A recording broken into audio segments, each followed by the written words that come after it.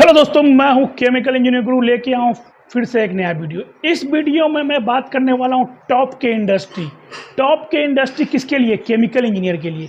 जब हम भी केमिकल इंजीनियर कर रहे थे ना भाई, तो अपने को पता नहीं था कि भाई किस इंडस्ट्री में जाना है, कौन सा सबसे अच्छा इंडस्ट्री रहेगा जहां मुझे अच्छा पैसा, अच्छा फैसिलिटी, अच्छा सुख सुविधा मिलेगा।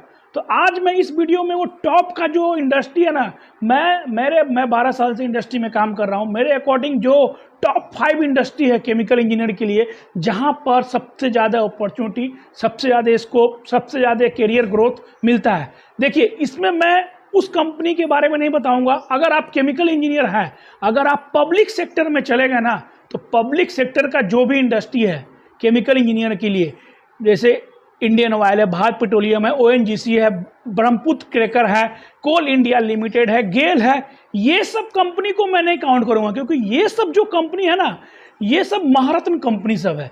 ये सब कंपनी में जॉब लग जाना मतलब, आप अगर केमिकल इंजीनियरिंग करके अगर इस फील्ड में चले गए हैं, इस पब्लिक सेक्टर का कोई भी इंडस्ट्री में, तो आपको सोचना भी नहीं है, चाहे केमिकल हो, चाहे फर्टिलाइजर हो, चाहे रिफाइनरी हो, क्योंकि उसका तो बात ही अलग है भाई, जन्नत है।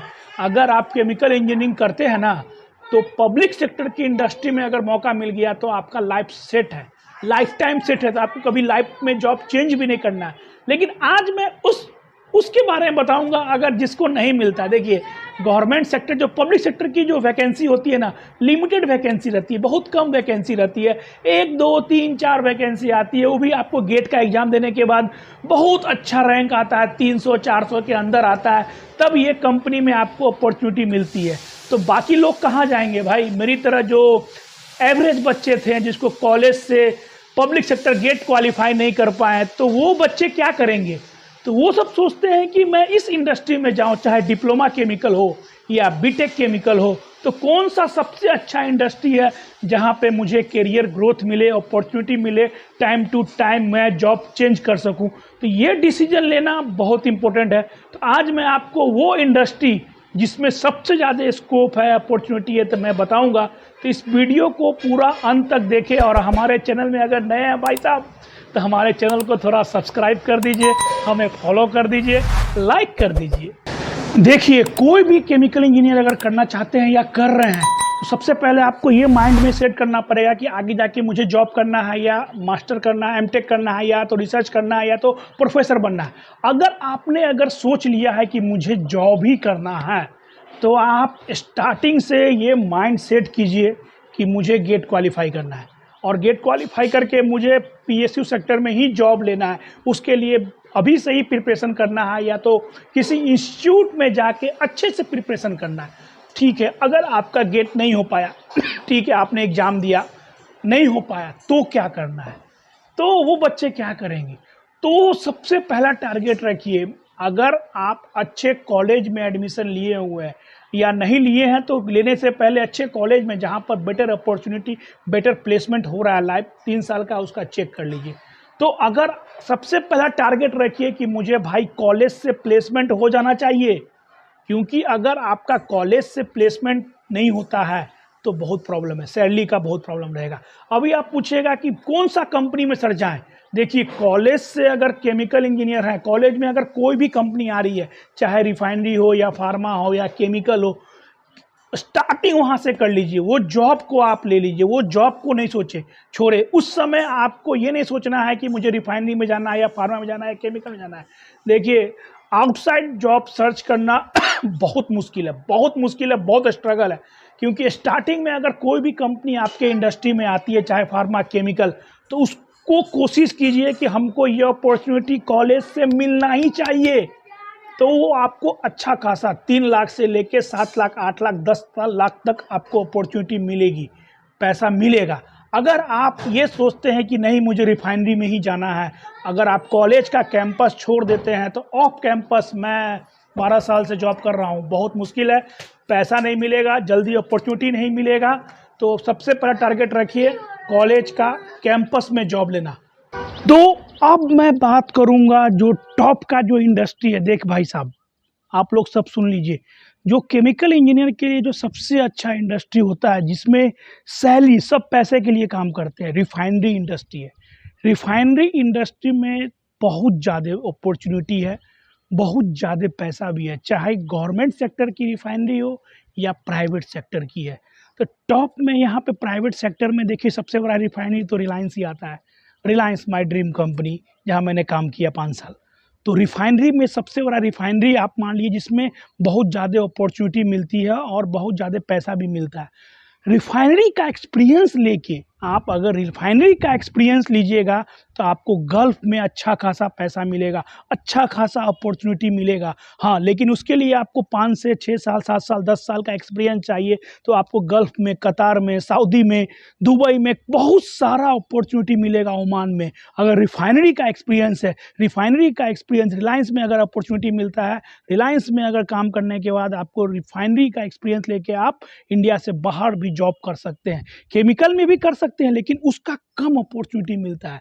यहाँ से बाहर जितने लोग जाते हैं ना, तो रिफाइनरी का एक्सपीरियंस लेके ज़्यादातर लोग जाते हैं। तो मैं बात कर रहा था रिफाइनरी इंडस्ट्री में। रिफाइनरी इंडस्ट्री में अच्छा खासा पैसा मिलता है। तो टॉप का जो इंडस्ट्री आप बोलिएगा, जो इंडिया में बहुत सारी रिफाइनरी है, गवर्नमेंट की भी सबसे ज़्यादा रिफाइनरी है और प्राइवेट सेक्टर में नायरा है, ये गवर्नमेंट में आती है। यहाँ पे ओपाल है, नायरा इंडस्ट्री है। तो इसमें आपको अच्छा पैसा मिलता है। अगर इसमें अपॉर्चुनिटी मिलता है तो सबसे पहले प्रायोरिटी आपको रिफाइनरी में देना है। उसके बाद दूसरा प्रायोरिटी आप केमिकल को दीजिए। मैं इससे पहले बेटर कंपनी बता देता हूँ, फर्टिलाइज़र है। ये जो फर्टिलाइज़र इंडस्ट्री है ना भाई, फर्टिलाइज़र का इंडस्ट्री का एक्सपीरियंस जो है ना बहुत काम आता है। बहुत अच्छा एक्सपीरियंस माना जाता है अगर फर्टिलाइज़र में, उसमें अच्छा खासा पैसा भी मिलता है। लेकिन दिक्कत यही है कि फर्टिलाइज़र इंडस्ट्री थोड़ा कम है, बहुत ज़्यादा इसका स्कोप नहीं है। लेकिन अगर आपको इसमें अपॉर्चुनिटी मिलता है तो आपको अच्छा खासा पैसा भी मिलेगा, लेकिन मिलना चाहिए फर्टिलाइज़र में। फर्टिलाइज़र का स्कोप इंडिया में थोड़ा कम है क्योंकि इसमें इंडस्ट्री कम है और रिफाइनरी का इंडस्ट्री बहुत है, केमिकल का इंडस्ट्री बहुत है। अब मैं तीसरा नंबर दूंगा केमिकल इंडस्ट्री। भाई अगर आप केमिकल इंजीनियर हैं ना, केमिकल इंडस्ट्री में पैसा ही पैसा है। केमिकल इंडस्ट्री में अगर आप आ गए हैं, लेकिन गुजरात में सबसे ज़्यादा केमिकल इंडस्ट्री कहाँ है? गुजरात में। तो गुजरात में सबसे ज़्यादा स्कोप है केमिकल इंजीनियर का। तो केमिकल इंडस्ट्री में देखिए बहुत वैकेंसी रहता है, लेकिन उसमें भी आपको प्रोफाइल का सिलेक्शन करना ज़रूरी रहता है कि मुझे प्रोडक्शन में जाना है, प्रोजेक्ट में जाना है, प्रोसेस में जाना है। तो प्रोडक्शन डिपार्टमेंट ऐसा डिपार्टमेंट है या प्रोजेक्ट डिपार्टमेंट ऐसा डिपार्टमेंट है जहाँ बल्क में वैकेंसी निकलती है केमिकल इंजीनियर की। तो मैं केमिकल का बताया, केमिकल में जो है ना भाई साहब बहुत स्कोप है केमिकल इंजीनियर के लिए। केमिकल इंजीनियर नाम से ही है केमिकल इंडस्ट्री। केमिकल इंडस्ट्री में अगर आपको अपॉर्चुनिटी मिलता है तो आप इससे हर कंपनी में जा सकते हैं, चाहे रिफाइनरी में मिले या फर्टिलाइजर में मिले या केमिकल। ये तीनों कंपनी ऐसा है, इस कंपनी का एक्सपीरियंस लेके आप किसी भी इंडस्ट्री में जॉब कर सकते हैं। और दूसरा प्रोफाइल, प्रोफाइल भी आपको सिलेक्शन करना बहुत जरूरी रहता है। बहुत सारा प्रोफाइल है। प्रोडक्शन इंजीनियर का जो प्रोफाइल है ना, इसमें आपको बहुत ज़्यादा वैकेंसी रहता है। हर डिपार्टमेंट में प्रोडक्शन जो होता है, जहाँ पे इंडस्ट्री होता है ना, वहाँ पे बहुत ज़्यादा। लेकिन आप डिजाइन में भी जा सकते हैं, प्रोसेस इंजीनियर में जा सकते हैं, लेकिन इसमें vacancy as compare to production department थोड़ा कम रहता है।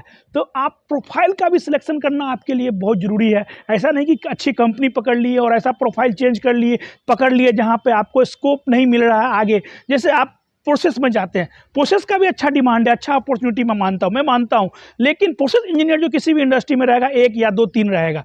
लेकिन जो प्रोडक्शन डिपार्टमेंट या प्रोजेक्ट इंजीनियर जो रहते हैं वो बल्क में रहते हैं। एक प्लांट में ही अगर मान लो अगर प्रोडक्शन है तो कम से कम 10 से 15 इंजीनियर काम करेंगे। छोटी भी कंपनी रहेगा, शिफ्ट ड्यूटी में भी अगर इंजीनियर काम करेंगे प्रोडक्शन में तो 5 से 6 इंजीनियर रहेंगे प्रोडक्शन में। लेकिन वही आप प्रोसेस में चले जाइएगा, डिजाइन में चले जाइएगा, तो हर कंपनी में 1 या 2 ही प्रोसेस इंजीनियर, डिजाइन इंजीनियर रहते हैं। तो आपको ये भी सिलेक्शन करना बहुत इंपॉर्टेंट है। तीसरा मैं दूंगा केमिकल, जहां से आपको अच्छा खासा पैसा भी मिलेगा, स्कोप भी मिलेगा। अब देखिए गवर्नमेंट सेक्टर में भी केमिकल इंडस्ट्री है, ऐसा नहीं है। GACL है, GACL, उसके बाद फर्टिलाइजर में GNFC है। लेकिन गवर्नमेंट में उतना केमिकल का स्कोप मैं नहीं देख रहा हूँ, क्योंकि मैं भी देख रहा हूँ कि गवर्नमेंट में उतना, लेकिन रिफाइनरी में है। आप रिफाइनरी में देखिएगा तो इंडियन ऑयल है, ब्रह्मपुत्र क्रैकर है, बरौनी रिफाइनरी है। तो रिफाइनरी में गवर्नमेंट सेक्टर में अच्छा है, ONGC है। तो लेकिन केमिकल में मैं उतना नहीं देख रहा हूँ कि जो बहुत सारी गवर्नमेंट, हाँ फर्टिलाइजर की PSU में बहुत सारी इंडस्ट्री है, आप देख सकते हो। उसके बाद चौथा, अगर पहला रिफाइनरी, दूसरा फर्टिलाइजर, केमिकल, चौथा मैं नाम दूंगा best industry for chemical engineer, वो है फार्मा। भाई फार्मा इंडस्ट्री भी बहुत सारा स्कोप है केमिकल इंजीनियर के लिए। फार्मा इंडस्ट्री में भी बहुत सारा स्कोप है।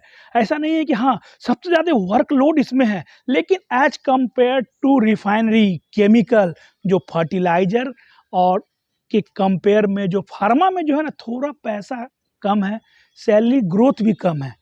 इसको मैं इसलिए चौथा नंबर पर देता हूँ क्योंकि बहुत सारी कंपनी ना फार्मा का एक्सपीरियंस काउंट नहीं करती है। बोलती है फार्मा वाले को मैं केमिकल में नहीं लूँगा, फार्मा वाले को मैं रिफाइनरी में ले लूँगा। लेकिन अगर आप रिफाइनरी में काम किए हैं, अगर आप केमिकल में काम किए या तो फर्टिलाइजर में काम किए हैं, तो आपको किसी भी इंडस्ट्री में आपको जॉब मिल सकता है। जैसे मैंने फार्मा से स्टार्ट किया, फिर केमिकल में आया, रिफाइनरी में गया, फिर वापस मैं केमिकल में काम कर रहा हूँ। तो ये भी बहुत इम्पोर्टेंट है। तो फार्मा इंडस्ट्री भी बहुत सारी है। सबसे ज़्यादा मैंने देखा फार्मा का जोन एमपी में है। अभी गुजरात में भी फार्मा का बहुत सारा इंडस्ट्री खुल गया है, तो बहुत वैकेंसी निकलती है। अभी देखिए जो केमिकल इंडस्ट्री है, एसआरएफ की मैं बात करता हूँ। एसआरएफ का देखिए हर वीक उसमें वैकेंसी आता है, हर वीक बीएससी या डिप्लोमा केमिकल या बीटेक केमिकल। लेकिन सब भैया एक्सपीरियंस लेवल पर आता है। क्या कीजिएगा, एक्सपीरियंस 1 साल 2 साल। इसलिए मैं बोलता हूँ कॉलेज से अगर आपका प्लेसमेंट होता है किसी भी फील्ड में, फिलहाल एक्सपीरियंस ले लीजिए। फ्रेशर का जो धब्बा है ना, ये धब्बा हटा लीजिए आप लोग। कैसे भी फ्रेशर का एक्सपीरियंस 1 साल 2 साल, चाहे चाहे केमिकल हो या फार्मा हो या रिफाइनरी, किसी भी इंडस्ट्री में। लेकिन अप्रेंटिस पे मत जाइए, जीईटी में जाइए जहां पर आपका एक्सपीरियंस काउंट हो। 1 साल 2 साल आप कॉलेज में कैसे भी मेहनत करके कैंपस ले लीजिए। उसके बाद आपके लिए पूरा दुनिया खुला हुआ है, पूरा इंडस्ट्री खुला हुआ है। आप किसी भी इंडस्ट्री में आप जा सकते हैं, जंप कर सकते हैं अपना एक्सपीरियंस लेके। कहीं जॉब नहीं मिलता है तो आप गुजरात की तरफ भरूच, अंकलेश्वर, सूरत, पानोली आके यहाँ स्टे कर सकते हैं। मैं आपका डेफिनेटली हेल्प करूँगा। मैंने 4 कंपनी बता दिया, 4 फील्ड। पहला रिफाइनरी, फर्टिलाइजर, केमिकल, उसके बाद फार्मास्यूटिकल, उसके बाद 5वां नंबर पे आप जाइए तो आपके लिए पेंट इंडस्ट्री भी है।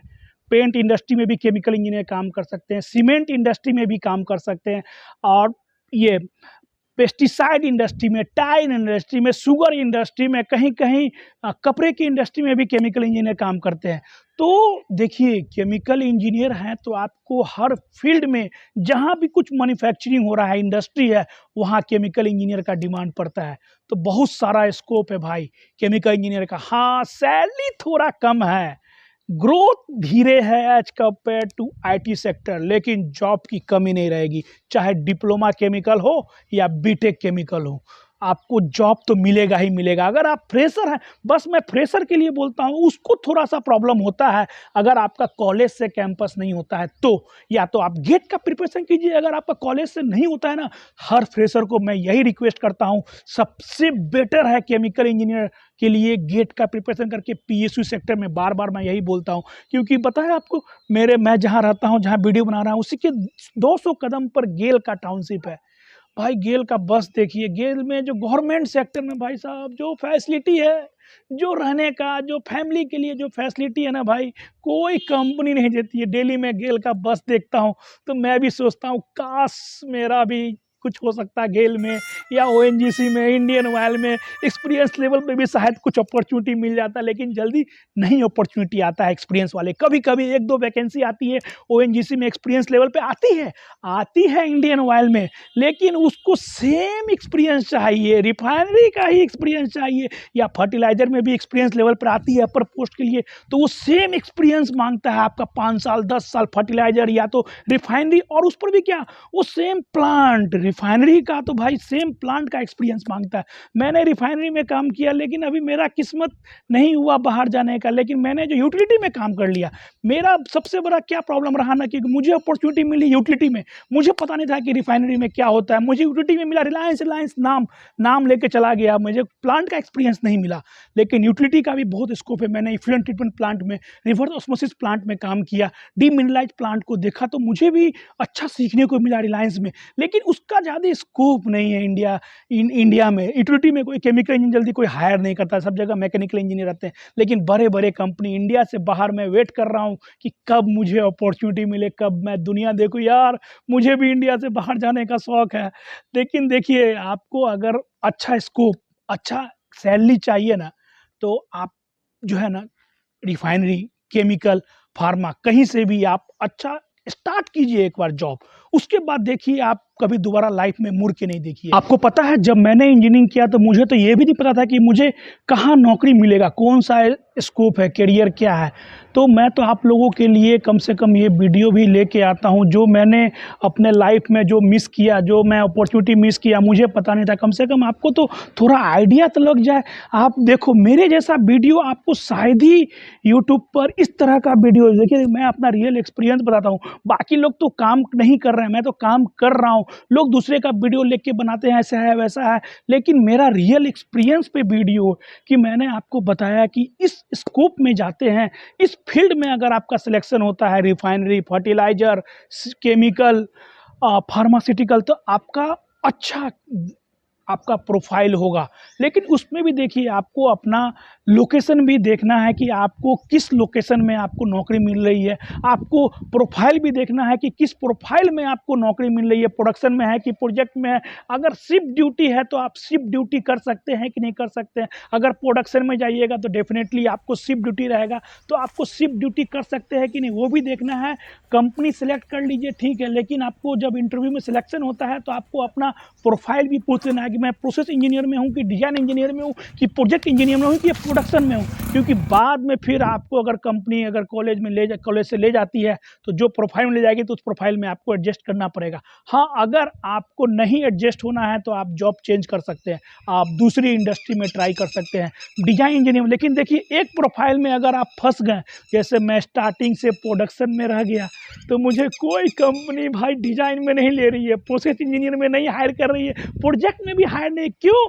क्योंकि मेरा एक्सपीरियंस प्रोडक्शन का है। तो भाई बोलती है आपको प्रोडक्शन में, डिजाइन इंजीनियर का मेरा एक्सपीरियंस नहीं है, प्रोजेक्ट का कमीशनिंग का मेरा एक्सपीरियंस नहीं है, तो कोई कंपनी मुझे हायर नहीं करती। अभी एक 12 साल का एक्सपीरियंस होने पर आपको हर कंपनी जो है ना सेम एक्सपीरियंस काउंट करती है। प्रोडक्शन है तो प्रोडक्शन को ही हायर करेगी, प्रोजेक्ट है तो प्रोजेक्ट को भी हायर कर देगी। हाँ, अगर आप चाहते हैं अपना प्रोफाइल चेंज करने का, प्रोफाइल चेंज कर सकते हैं। एक्स्ट्रा कुछ कोर्स कर लीजिए, सेफ्टी का कोर्स कर लीजिए, डिप्लोमा इन सेफ्टी कर लीजिए, नेबोस कर लीजिए, तो उसमें आप सेफ्टी इंजीनियर में जा सकते हैं। अगर आपको डिजाइनिंग का कोर्स कर लीजिए, ऑटोकेड का कोर्स कर लीजिए, तो आप कंपनी को बता सकते हैं कि मैंने इसका कोर्स किया है तो मैं इस फील्ड में आ सकता हूँ।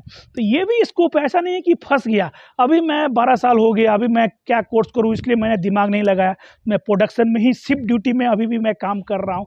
तो मैं जो बताया आप भाई गौर से सुनना, मेरी बात ध्यान रखना। ये सब इंडस्ट्री में कंपनी सिलेक्ट करना बहुत इंपॉर्टेंट है, प्रोफाइल सिलेक्ट करना बहुत इंपॉर्टेंट है, अदरवाइज आपका सैलरी बहुत कम रह जाएगा, बाद में आपको जॉब नहीं मिलेगा तो आप भटकते रहोगे। तो चलिए हमारा वीडियो देखते रहिए। मैं हूं केमिकल इंजीनियर गुरु, फिर से लेके आऊंगा नया वीडियो, नया टॉपिक।